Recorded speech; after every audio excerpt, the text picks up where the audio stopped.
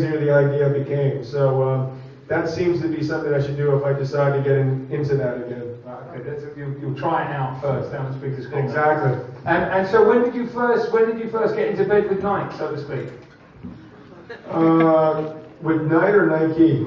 Either one. Tomato, isn't it? And I believe we're in England, so we'll keep it at night. I actually, the day I turned professional, my father and Phil, they had an all-nighter to do a contract together. So I'm actually the longest running athlete with Nike. I've been with Nike since May of 1978. I think we can applaud that, can't we, guys? I'm sure that if any the people are Nike people, or some of them are, know that Phil Knight started Nike back in, I believe it was 72. And he often comes to me for advice. Him and Steve Jobs. Maybe not so much since this, because we were just talking on the way down, in the early to mid 80s, there was a slogan, and he called me up and he said, listen, I'm thinking of this new slogan for Nike, just do it. What do you think? I said, that sucks, that's terrible. It'll never work. So I don't think he's listened to me much since. So let's talk about Wimbledon. Obviously, you're over here covering it for the BBC. The first time, as you said, you went out onto I suppose you played on centre court, right? The first time when you got to the semi-finals. That was my first match on centre court. Was the semi-finals. I played on the outside courts. The old #1 court was where I played the quarterfinals. So I was quite nervous. I was trembling basically. My knees were shaking when I went out to play contests for the first time. So I do have an idea of what it's like.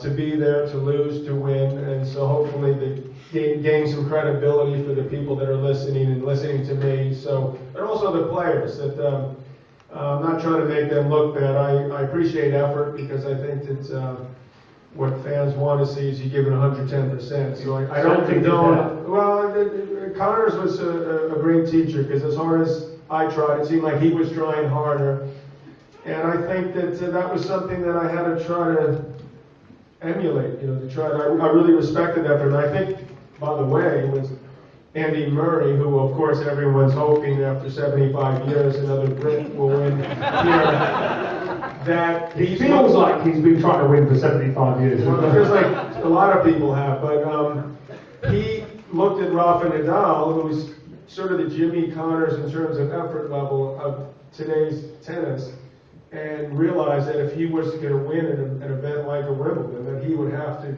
get fitter, try harder. And so Nadal's made him a better player. And that's what rivalries are all about. So far, he hasn't broken through. You feel like there's these guys, these amazing players. Nadal and Federer are two of the 3 or 4 greatest players in the history of the game. Djokovic has all of a sudden become a lot better. So that's forced Andy Murray to become better. And Technically, would you say he's got the tools to do it? I think technically he does. What he does at times is because he's very gifted athletically, he is able to sort of react to what people do, and he has a tendency to get a little complacent and sort of wait for them to do something. But the problem is when you play the better guys, those guys can take advantage of that. So he's got to be able to be more proactive and to go after the ball, step in and be more aggressive, which is not what is become natural to him over the course of the last couple of years. But if he were to win a Wimbledon, he's going to have to beat 2 of these 3 guys. Yeah, that's difficult. And I think the last 8 years, Roger's done it 6 times, Rafa twice.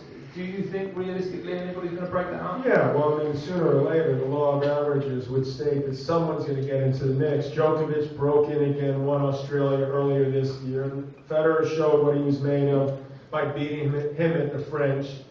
These guys are very selfish people, Nadal and Federer. They love to pick up those titles, and they're willing to virtually do anything to get there and do that. You've got to love that about both of them. They really love to play, which I think we're lucky. Roger Federer loves to be out on the court. Nadal is he's a cocky guy, but he's humble at the same time. That's a good mix. Something that me and Connors didn't know a whole lot about. But it's nice to sort of see that